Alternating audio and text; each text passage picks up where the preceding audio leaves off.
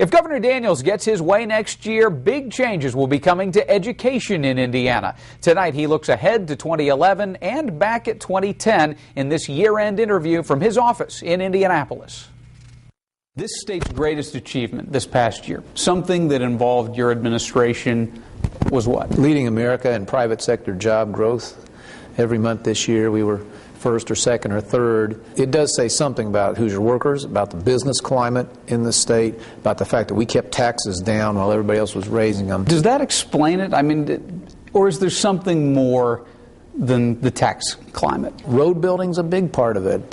Having a good road infrastructure that other states are crumbling, and we're on a record building boom. This is important to a lot of companies. An area where you wish you could have made more of a difference. If you had to point to one area this past year and say, we didn't get that done. Well, clearly jobs is also my biggest disappointment. That wasn't enough to be a national leader because way too many people are out of work. But I would say that I'll never feel satisfied, I'm sure, as long as I'm in this job, with the quality of the education that our kids are getting. How can lawmakers create this system that you want, that Dr. Bennett wants, where teachers' pay is based on merit as opposed to seniority like it is now, and where teachers are evaluated in a fair way? Nobody is suggesting that you compare the test scores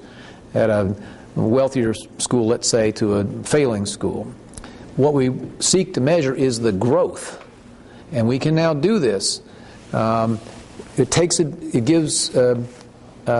account where each child started. And the question is not where they ended, but did they or didn't they advance during the year? Did the teacher help them to advance? I don't think anybody has all the answers to this. That's why the system will be very locally driven. The idea would be that every district would be required to move to a system that measures teacher performance and differentiates and rewards the best teachers better. But they should draw it up and get it approved by the department.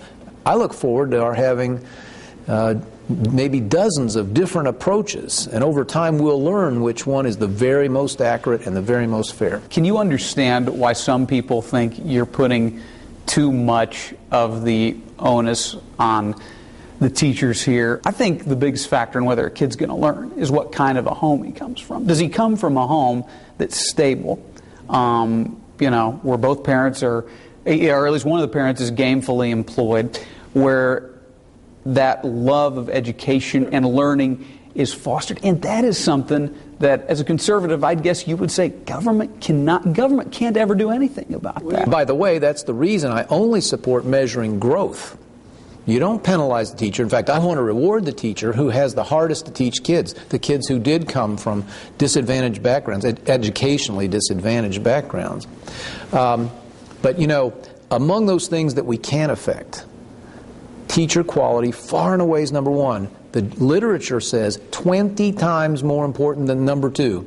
It's more important than poverty. And it's much more important than class size, for instance.